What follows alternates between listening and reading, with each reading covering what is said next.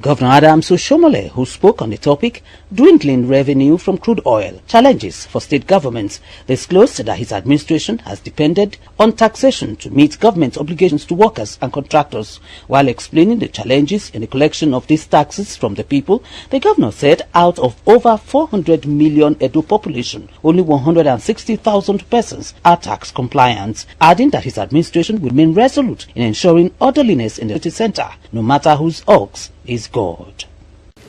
Unfortunately today, what we said in 1960 will still be valid today.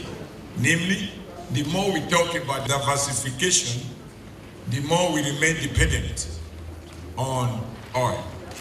Look at the statistics, it will appear that while we seem to have made some progress, the early 60s all through to late 70s, we began to experience a policy reversal from the early 80s and throughout the 90s, we ended up posting more industrial obituaries.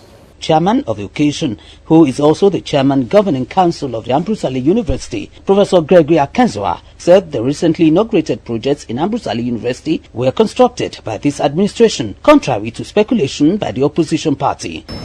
In the last couple of years, we have witnessed oil gluts, diminishing prices in oil, and nations all over the world are adjusting their economy. So I consider it most appropriate. I'm quite happy that members of the pen profession are now, besides carrying out their sacred duties of information dissemination, as they have joined in the crusade of contributing meaningful ideas on the best way out of economic quagmire facing the nation.